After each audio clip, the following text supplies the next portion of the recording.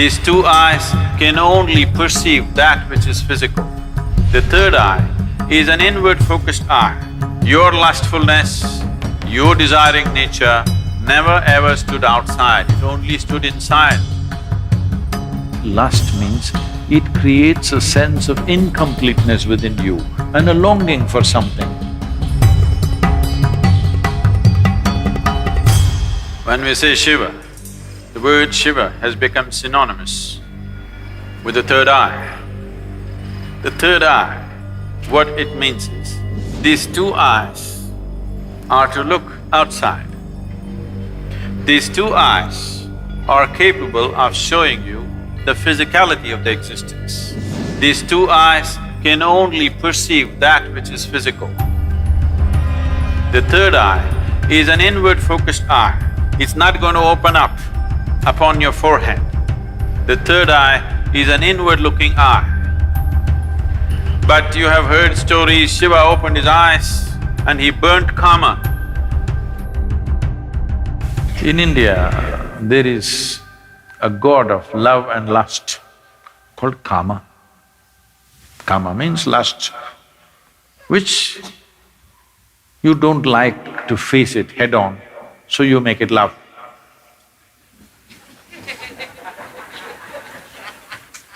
Because you need some aesthetic to it.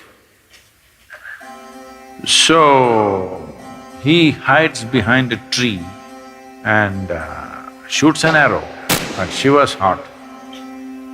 Tuck, it hits him and Shiva gets a little disturbed.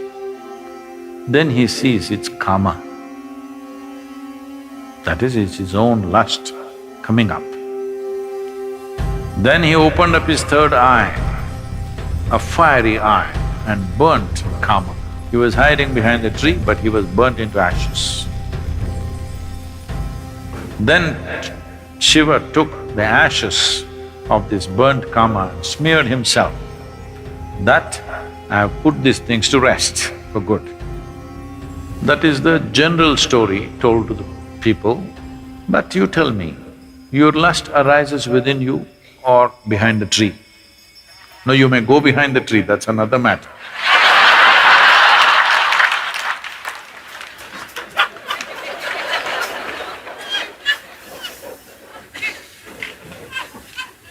But where does it arise? Within you. Desire is not hanging outside. It is not because a beautiful woman or a beautiful man is sitting there, your desire comes. Because the desire, the Kama is within you. So he opened his third eye and burned the Kama within himself, not the one who is standing outside. Because he never ever stood outside. Please look at this and see. Your lustfulness, your desiring nature never ever stood outside, it only stood inside. So he opened his third eye, not this way, inward. Then he saw this lustfulness, which essentially means that some aspects are built into you which makes you feel incomplete. So you think you will find completion only by going towards something or somebody. Lust is not just about opposite sex. Shopping is lust. Because you have to go towards something, only then life will be complete. Every desire is lust, because without that I cannot exist. I want that, because only when I have that, this will be complete.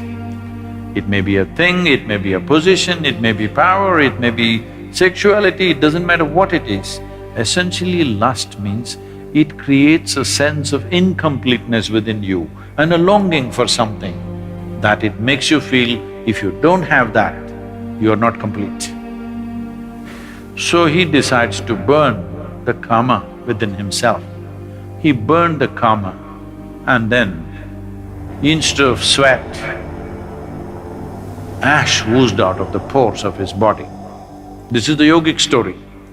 The common story told to the public is he was hiding behind the tree and he burnt him, opened his eyes and burnt him, and then he took that ash and smeared himself.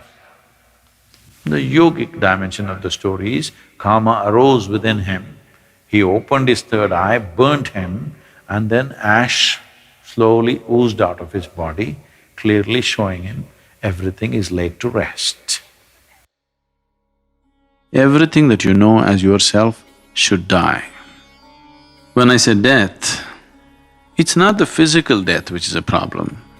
The question is losing everything that you know as myself right now, your personality, your identity. Once you learn to be an individual beyond physiological and psychological formats, that means you're for good. This is what living death means. So if you know how to be an individual still, without physiological and psychological format, you are a living death. If you are a living death, you are eternal in your existence. It is time that you become living death so that you live eternally.